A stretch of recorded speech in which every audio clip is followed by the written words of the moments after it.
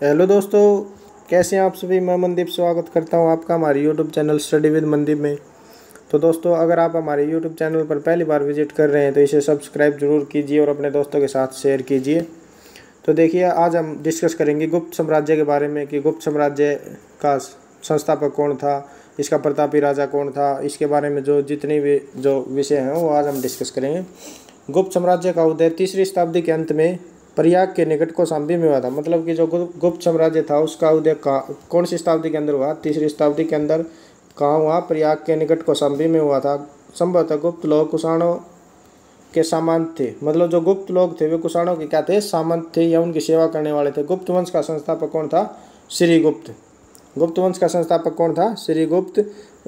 इसका शासनकाल के कब से था? 240 से 280 ईसा पूर्व तक रहा था। गुप्त साम्राज्य का उदय कौन सी शताब्दी के अंदर हुआ? 3री शताब्दी के अंत में। और कहाँ हुआ था? कौशाम्बी के प्रयाग के निकट कौशाम्बी में हुआ था।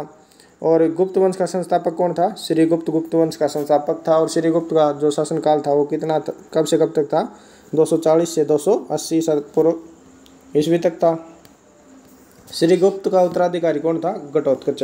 मतलब जो श्रीगुप्त के बाद जो उत्तराधिकारी बना वो कौन बना? घटोत्कच। घटोत्कच कब से कब तक था? 280 से 320 तक।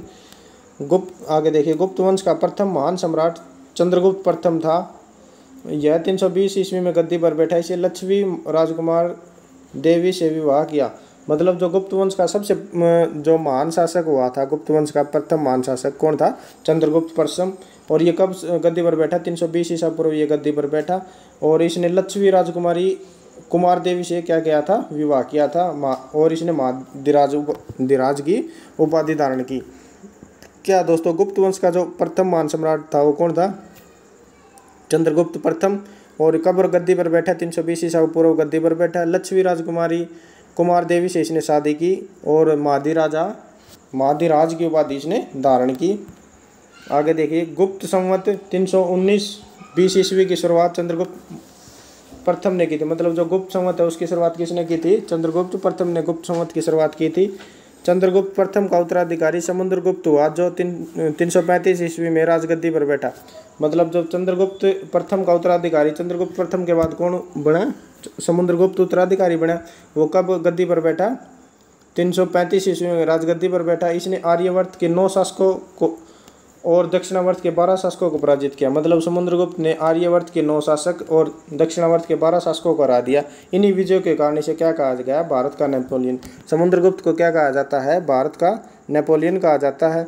और इसने अश्वमेधकर्ता, विक्रमक एवं परम भागवत की उपाधि धारण की। इसने 3 उपाधि धारण की थी। कौन सी? अश्वमेधकर्ता, विक्रमक एवं परम भागवत की उपाधि धारण की थी। इसे कविराज भी कहा जाता है। मतलब जो समुद्रगुप्त है उसे क्या कहा जाता है? कविराज।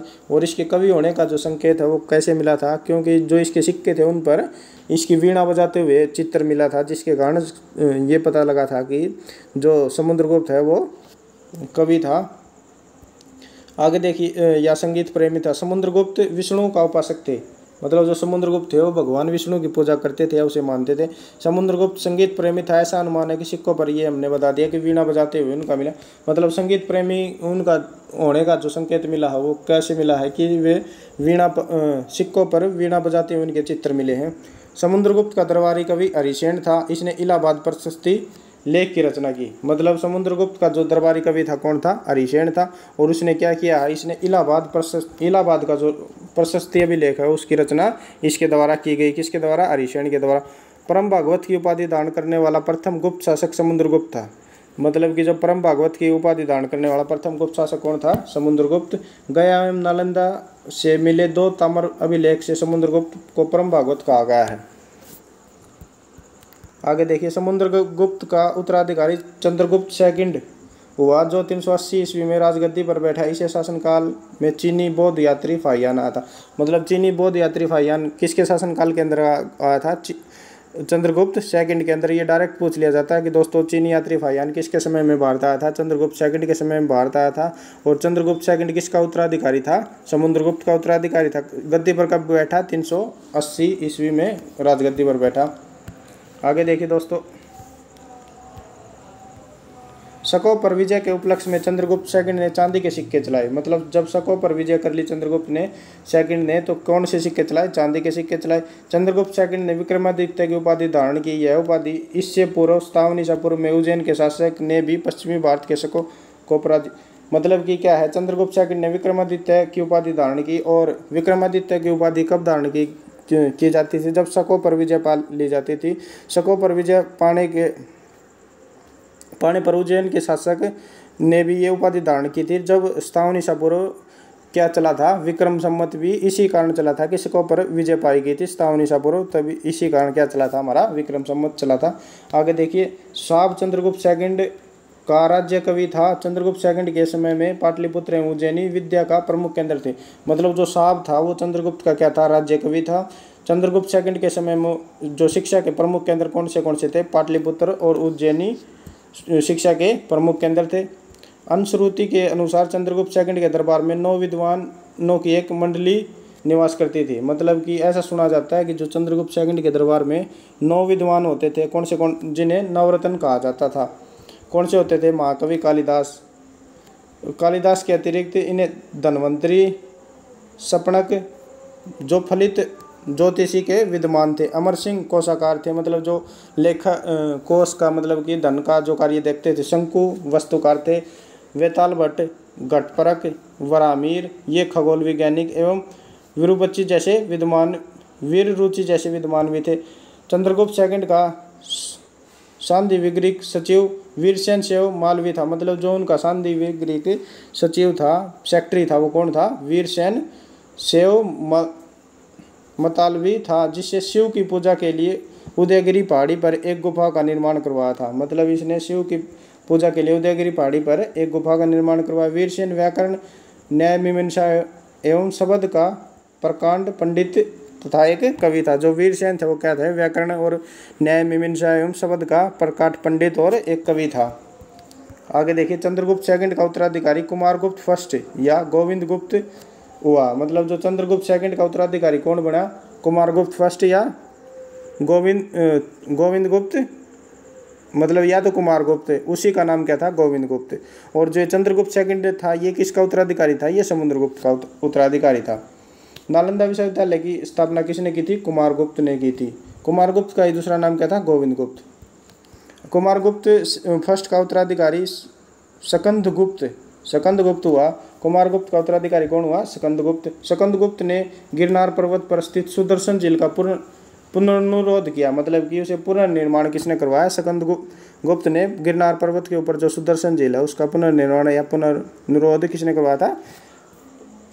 सकंदगुप्त ने करवाया था। सकंदगुप्त के शासनकाल में ही ऊणों का आक्रमण शुरू हो गया था। मतलब ऊणों का आक्रमण किसके शासनकाल में शुरू हुआ था? सकंदगुप्त के शासनकाल में। अंतिम गुप्त शासक विष्णुगुप्त था। जो अंतिम गुप्त शासक कौन था? विष्णुगुप्त। गुप्त साम्राज्य की सबसे बड़ी प्रादेशिक इकाई देश थी, जिसके शासक को गोपना कहा जाता था। इसकी दूसरी प्रादेशिक इकाई भूति या प्रांत थी, जिसके शासक उपरिक कहलाते थे। मतलब जो गुप्त साम्राज्य था उसकी सबसे बड़ी जो प्रदेश की जो इकाई होती थी उसे क्या कहा जाता था? देश। और जो इसका शासक होता था देश का उसे क्या कहते थे? गोपना। और दूसरी प्रादेशिक इकाई क्या थी? भूति या प्रांत, जिसके शासक उपरिक कहलाते थे। यह पूछ लिया जाता है कि किसके शासक क्या कहलाते थे और कौन सी उनकी जो बड़ी इकाई थी। भूति के नीचे विषय या जिला नामक प्रशासनिक इकाई होती थी, जिसके प्रमुख विषयपति होते थे। मतलब पहला तो था इनका भूति या प्रांत, और उनके नीचे क्या होता था? जिला। भूति के नीचे विषय या जिला नामक प्रशासनिक इकाई होती थी, जिसके प्रमुख को विषयपति कहते थे। पुलिस विभाग के साधारण कर्मचारियों को चाट या बाट कहा जाता था। गुप्त काल में पुलिस विभाग के साधारण कर्मचारियों को क्या कहा जाता था? चाट एवं बाट। पुलिस विभाग का मुख्य अधिकारी दंडपाशिक कहलाता था। पुलिस विभाग का जो मुख्य अधिकारी था वो क्या कहलाता था? दंडपाशिक। प्रशासन की सबसे छोटी इकाई ग्राम थी। ग्राम का प्रशासन ग्राम सभा कहलाता था। मतलब प्रशासन की जो सबसे छोटी इकाई क्या थी? ग्राम। और ग्राम का प्रशासन ग्राम सभा था और ग्राम सभा चलाती थी। ग्राम सभा का मुखिया ग्रामिक कहलाता था। अन्य सदैव महत्तर कहलाते थे। मतलब वो जो प्रशासन की सबसे छोटी इकाई क्या थी? ग्राम थी। ग्राम का जो मुखिया था वो ग्रामिक कहलाता था और इसके जो अन्य सदस्य थे वो क्या कहलाते थे? महत्तर कहलाते थे। ग्राम समूह की छोटी इकाई को पेट कहा जाता था। मतलब जो ग्राम समूह की छोटी इकाई होती थी उसे क्या कहा जाता था? पेट। गुप्त शासक कुमार गुप्त के दामोदरपुर ताम्रपत्र में भूमि बिक्री संबंधी अधिकारियों के क्रियाकलाप उल्लेख है। भूराजस्व कुल उत्पादन का 1/4 से लेकर 1/6 भाग हुआ करता था। मतलब कि गुप्त काल के अंदर ये पूछ लिया जाता है, गुप्त काल के अंदर भूराजस्व कितना होता था? 1/4 से भाग से लेकर 1/6 भाग हुआ करता था। गुप्त काल में बालत्य श्रम राज्य के लिए आय का एक स्रोत माना जाता था। मतलब गुप्त काल के अंदर जो बालत्य श्रम विशिष्ट राज्य के लिए एक आय का स्रोत माना जाता था। इसे जनता द्वारा दिया जाने वाला कर भी माना जाता था। आर्थिक उपयोगिता के आधार पर भूमि निम्न प्रकार से थी। मतलब कैसी भूमि थी उसके बारे में पढ़ते हैं। कृषि के जो क्षेत्र था वो कृषि करने योग्य भूमि को क्या कहते थे? क्षेत्र। वस्तु वास करने योग्य भूमि को वास्तु कहते थे। चारगा भूमि पशुओं के चारा योग्य भूमि चारगा भूमि। सिरल ऐसी भूमि जो जोतने योग्य न हो, मतलब कि बंजर भूमि को क्या कहते थे? सिल। अग्रहत ऐसी भूमि जो जंगली हो, मतलब कि जो जंगल हो जहाँ पेड़ पौधे हो, वो कैसी भूमि? अग्रहत। सिंचाई के लिए रहट या घंटी यंत्र का प्रयोग किया जाता था। रहट या घंटी यंत्र का प्रयोग किसके लिए किया जाता था? सिंचाई के लिए। श्रेणी के प्रधान को ज्येष्ठक कहा जाता था। मतलब जो श्रेणी का जो प्रधान होता था उसे क्या कहते थे? ज्येष्ठक। गुप्त काल में उज्जैन सर्वाधिक महत्वपूर्ण व्यापारिक केंद्र था। सबसे महत्वपूर्ण व्यापारिक केंद्र कौन था गुप्त काल के अंदर? उज्जैन। गुप्त राजाओं ने सर्वाधिक स्वर्ण मुद्राएं जारी की। इनकी मुद्राओं को अभिलेखों में दिनार कहा गया है। मतलब गुप्त कालों ने सर्वाधिक सोने की जो मुद्राएं हैं वे जारी की। इनकी स्वर्ण मुद्राओं को अभिलेखों में क्या कहा गया? दिनार। गुजरात के बाद गुप्त राजाओं ने बड़ी संख्या में चांदी के सिक्के जारी किए जो केवल स्थानीय लेन देन में चलते थे। मतलब गुजरात के बाद गुप्त राजाओं ने बड़ी संख्या में किसके सिक्के जारी किए? चांदी के, जो क्या काम आते थे?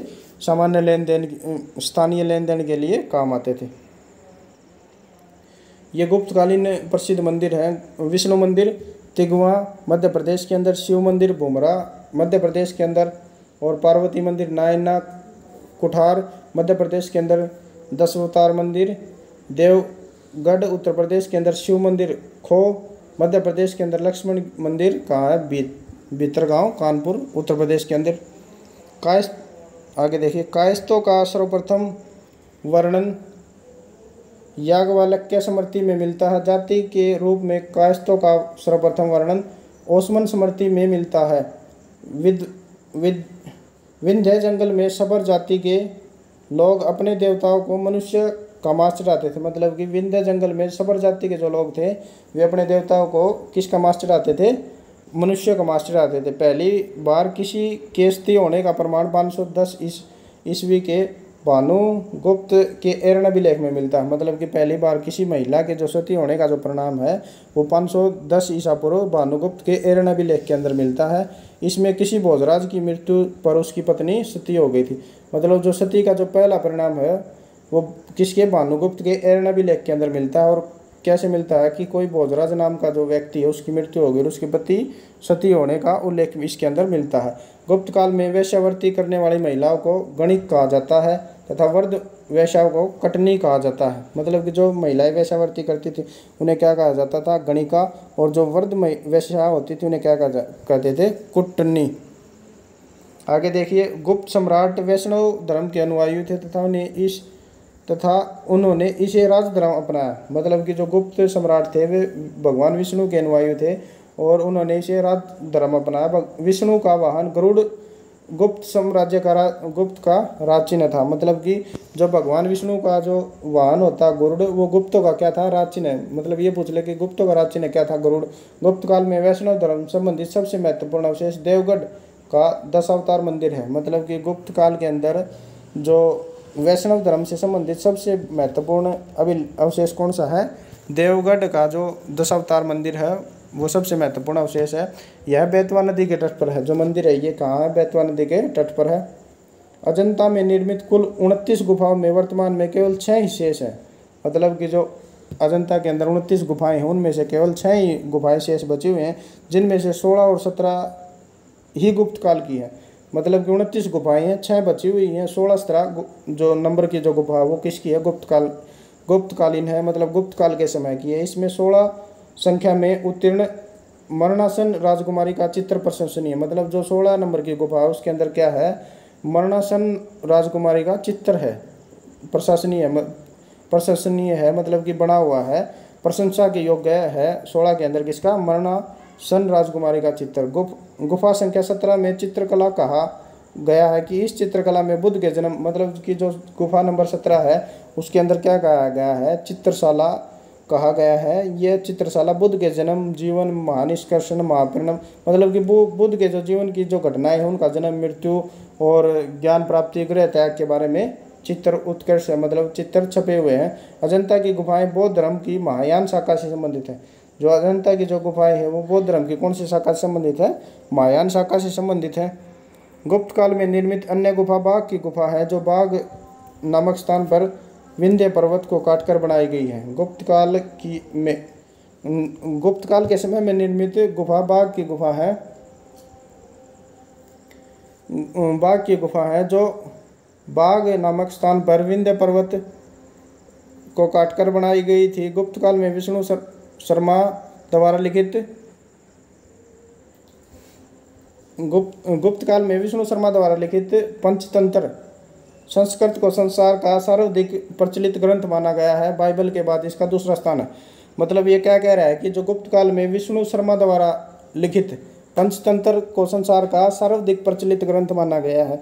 जो पंचतंत्र है वो किसके द्वारा लिखा गया है? विष्णु शर्मा के द्वारा लिखा गया है। पंचतंत्र की भाषा कौन सी है? संस्कृत है। ये इस तरह के प्रश्न पूछ ले जाते हैं दोस्तों।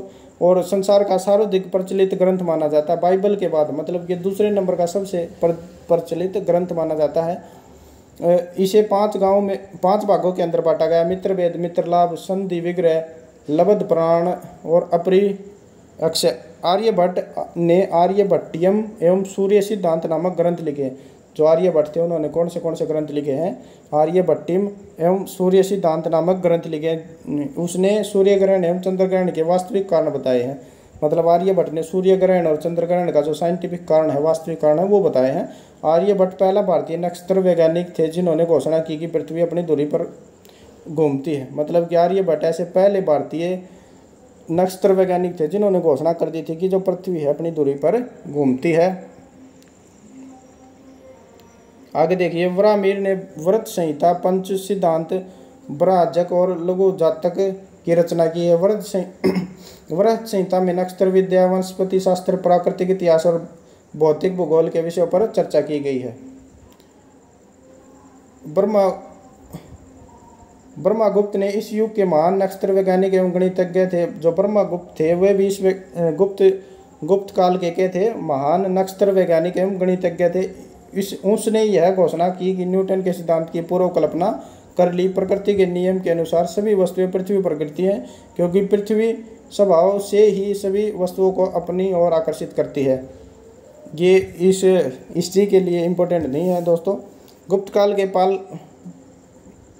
पालकंडव ने पशु चिकित्सा पर यजुर्वेद लिखा। मतलब गुप्त काल के जो पालकंडव थे, पालकंडव ने पशु चिकित्सा पर हस्तायुर्वेद लिखा है। नवीनतम की रचना गुप्त काल में की गई। इस पुस्तक के नुस्खे, सूत्र और उपचार विधियाँ दी गई है। मतलब नवीनतम की रचना गुप्त काल में की गई है। इस पुस्तक में नुस्खे, सूत्र और उपचार विधियाँ दी गई हैं। नवीनतम की जो रचना है, नवीनतम नाम की कोई पुस्तक है, उसकी रचना गुप्त काल के अंदर की गई है। इस पुस्तक के अंदर नुस्खे, सूत्र और उपचार की विधियाँ दी गई हैं। पुराणों की वर्तमान रूप में रचना गुप्त काल में हुई है।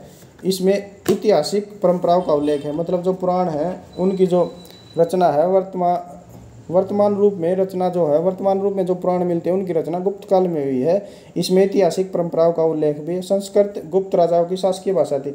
मतलब जो शासक, उनकी जो शासक की भाषा थी जिसके अंदर वे कोई भी फरमान जारी करते थे वो कौन सी थी? संस्कृत। गुप्त काल में चांदी के सिक्कों को रुपयक्का कहा जाता था। याज्ञवल्क्य, नारद, कात्यायन एवं बृहस्पति स्मृतियों की रचना गुप्त काल में हुई है।